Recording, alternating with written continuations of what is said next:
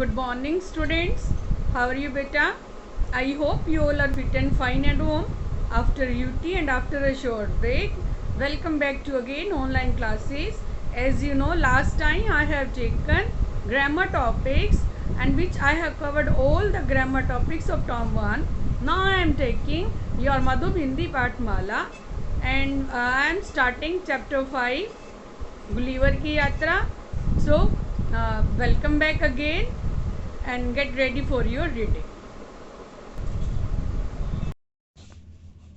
पाठ 5 गुलिवर की यात्रा। बच्चों, विश्व में अनेक देश हैं। प्रत्येक देश के लोगों की अपनी अलग अलग वेशभूषा, खान पान, रंग रूप और भाषा आदि होती है। बच्चों, जब आप किसी अन्य देश में भ्रमण मीन्स घूमना, जब आप भ्रमण करने जाते हैं और आपको उस देश की भाषा का ज्ञान नहीं होता तो आपके साथ क्या क्या समस्याएं हो सकती हैं। तो आइए इस पाठ में हम इस प्रकार की कुछ समस्याएं और उसका समाधान खोजते हैं। गुलिवर जहाज पर काम करता था। उसे यात्राएं करना अच्छा लगता था। हमेशा की तरह इस बार भी वह नए सफ़र पर निकला, अर्थात गुलिवर को नई नई जगह पर जाना अच्छा लगता था। एक दिन क्या हुआ, अचानक तूफान में उसका जहाज़ फंस गया। जब वह कहीं नए सफ़र पर निकला तो अचानक रास्ते में तूफान आया और उसका जहाज़ फंस गया। सभी यात्री समुद्र में डूबने लगे। गुलिवर किसी तरह किनारे पहुंचा। वह बहुत थक गया था, इसलिए वह वहीं ज़मीन पर सो गया। जब उसकी नींद खुली तो उसने अपने आप को पतले पतले धागों में बंधा हुआ पाया। उसने देखा कि किसी ने उसे पतले पतले मीन्स बड़े छोटे छोटे धागे, ऐसे धागे थे। उन लोगों के लिए तो वो रस्सियाँ थी, लेकिन गुलिवर के लिए वो धागे थे, तो उसमें वो बंधा हुआ उसने पाया।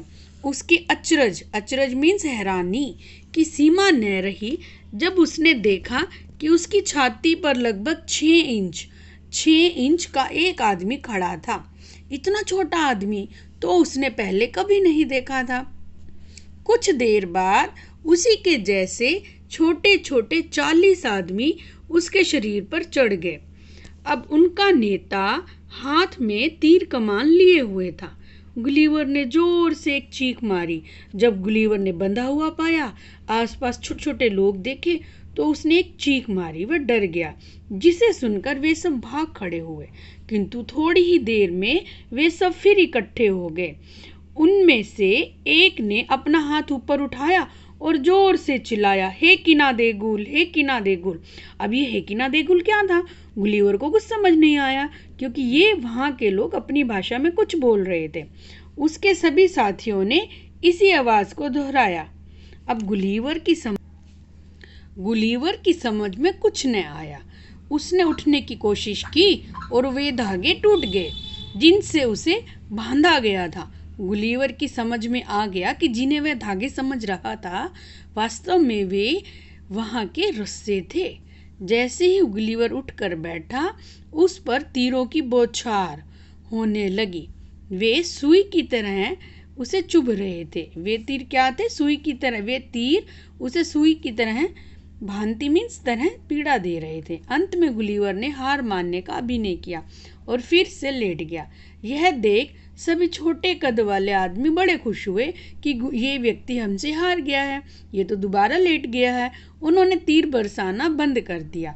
अब गुलिवर ने जैसे सोचा था वैसे ही हुआ, तो वो नाटक करके लेट जाता है। थोड़ी देर बाद गुलिवर के पास ही उन लोगों ने एक मंच बनाया। उस पर एक व्यक्ति भाषण देने लगा। गुलिवर को विश्व की अनेक भाषाएं आती थी, किंतु इन बोने लोगों की भाषा बिल्कुल अलग थी, इसलिए गुलिवर यह समझ ना सका। अब गुलिवर को बड़ी जोर की भूख लग गई थी। यह बात उसने अंग्रेजी में बोलकर समझानी चाहिए, पर वहाँ यह भाषा समझने वाला कोई ना था। अर्थात वहाँ लिलीपुट के लोगों को अंग्रेजी नहीं आती थी। हार कर उसने इस बात को संकेतों से उन लोगों को समझाया। अर्थात वो अपना हाथ मुंह की तरफ ले गया और खाने का इशारा करने लगा। ये इशारा देखते ही और समझते ही वे लोग टोकरे भर भर कर खाद्य सामग्री मीन्स खाने का सामान ले आए और उस देश के हिसाब से यह सामग्री सैकड़ों व्यक्तियों के लिए पर्याप्त थी, क्योंकि वे लोग 6-6 इंच के थे और उनके लिए ये खाना काफ़ी सारे दिनों का था। लेकिन गुलिवर के लिए उसकी मात्रा बहुत अधिक नहीं थी। जब गुलिवर ने भोजन करना बंद कर दिया तो वहाँ के लोगों ने खुशी के मारे तालियां बजाई। वहाँ के लोग बड़े खुश हुए कि हमने इस व्यक्ति को बांध भी लिया और इसको खाना भी खिला दिया। अब खाना खाने के बाद गुलिवर को नींद आने लगी। जल्दी ही वह खर्राटे भरने लगा। इसके बाद कई घंटे सोया क्योंकि उसके खाने में नींद की गोलियां मिला दी गई थी। अब गुलिवर को खाना खाते ही नींद इसलिए आ गई क्योंकि वहाँ के लोगों ने नींद की गोलियां उस खाने में मिला दी थी। वहाँ के निवासी बड़े अच्छे गणितज्ञ थे, अर्थात वो गणित को जानते थे। इसलिए वे लोग जहाज बनाने में तो बड़े निपुण थे ही, और वे बड़े बड़े जहाज बना करके वे विशेष गाड़ियों में लाद कर उन जहाज़ों को समुद्र तक ले जाते थे। ऐसी ही एक गाड़ी में बेहोश गुलिवर को लादा गया, अर्थात उन लोगों ने गुलिवर को नशीला खाना खिलाया और फिर उसको नशे में ही उस गाड़ी में लेटा दिया। इस काम में 4 घंटे लगे। 500 सैनिकों ने गुलिवर की चौकसी मीन्स रखवाली, चौकसी का क्या अर्थ है? रखवाली की। उन्हें भय था कि कहीं यह भीमकाय मीन्स भीम के जैसे शरीर वाला, अर्थात बड़े शरीर वाला आदमी जागने पर भागने की कोशिश न करे। इसलिए उसके पैरों में जंजीरें बंधवा दी गई। गाड़ी को खींचकर राजमहल तक लाया गया। वहाँ स्वयं राजा ने गुलिवर की अगवानी का अर्थ होता है स्वागत किया। देखो, पहले तो उन लोगों ने उसे नशीला खाना खिलाया, फिर गाड़ी में लादा और फिर राजमहल लेकर आए, और राजा ने स्वयं उसकी गुलिवर की अगवानी की मीन्स स्वागत किया। उन्होंने इशारों से गुलिवर से बात की, क्योंकि गुलिवर को भी वहाँ की भाषा का ज्ञान नहीं था और ना ही राजा गुलिवर की भाषा को जानता था। इसके बाद राजा ने गुलिवर को वहाँ की भाषा सिखाने के लिए एक पंडित नियुक्त कर दिया। अब राजा को लगा कि क्यों ना एक पंडित को नियुक्त किया जाए ताकि गुलिवर यहाँ की भाषा सीख सके।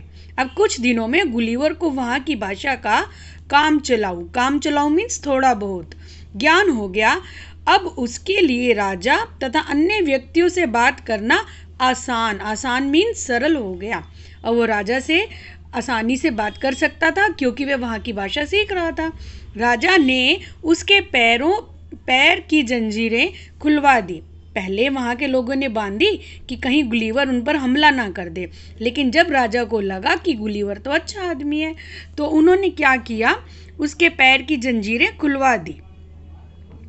एक दिन राजा ने गुलिवर से कहा, हमारे पड़ोसी देश ब्लेफुस्कू के सम्राट ने बहुत शक्तिशाली जहाजी बेड़ा तैयार कर लिया है। वह जल्द ही हमारे देश लिलीपुट पर आक्रमण मीन्स हमला करेगा। राजा ने ये बात गुलिवर को बताई। अब गुलिवर ने कहा, आप चिंता न कीजिए, मेरे रहते कोई भी आपका बाल बांका नहीं कर सकता। बाल भी बांका ना करना रेखांकित कीजिए। इसका अर्थ है, ये एक मुहावरा है जिसका अर्थ है जरा भी नुकसान न होने देना। इसके बाद वह तट के पास की पहाड़ी पर चला गया। अपने telescope, underline this line word, telescope means ऐसा यंत्र जिससे दूर की चीज़ें समीप दिखती हैं। उसने टेलीस्कोप से उसने देखा कि शत्रु देश ने 50 से भी ज़्यादा जहाज खड़े कर रखे हैं।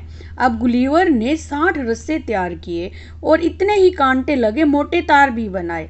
इस सामग्री को लेकर के वह ब्लेफुस्कू की खाड़ी की ओर चल दिया। खाड़ी में घुसकर उसने वहां खड़े शत्रुओं के सभी जहाज़ों को कांटों में फंसा लिया। उसने कांटों को फेंका और रस्सों को फेंका और उन जहाज़ों को, उस कांटों को जहाज़ों में फंसाया और सभी जहाज़ों को अपनी तरफ खींच लिया। फिर रस्सों को खींचता हुआ वह लिलीपुट की ओर चल दिया। ब्लेफुस्कू के सैनिक उसके भीमकाय शरीर को देखकर दंग रह गए। दंग रह जाना, हैरान रह जाना, ये भी एक मुहावरा है। उन्होंने उसे रोकने के लिए बहुत प्रयास किया, लेकिन वे सफल न हुए क्योंकि गुलीवर एक भीमकाय शरीर वाला इंसान था और वे सब बोने थे। तो गुलीवर ने बड़ी आसानी से उन जहाज़ों को फंसा लिया। लिलीपुट के राजा अपने नए मित्र से बहुत खुश हुए। कुछ दिन के बाद गुलीवर ने राजा से स्वदेश का अर्थ है अपना देश, अर्थात अपने देश जाने की अनुमति मीन्स आज्ञा मांगी। अब गुलीवर को लगा कि क्यों ना मैं राजा को बोलूं कि मुझे मेरे देश जाना है। राजा ने सहर्ष मीन्स खुशी के साथ, बड़ी ही खुशी से अनुमति मीन्स आज्ञा दे दी। उसके लिए एक विशाल जहाज बनाया गया। अब राजा ने वहाँ के लोगों को आदेश दिया कि गुलीवर के लिए एक विशाल जहाज बनाया जाए। ढेर सारी खाद्य सामग्री मीन्स खाने का सामान और ज़रूरत का अन्य सामान भरकर राजा ने उसे विदा कर दिया। गुलीवर अपने देश लौटकर बहुत खुश हुआ।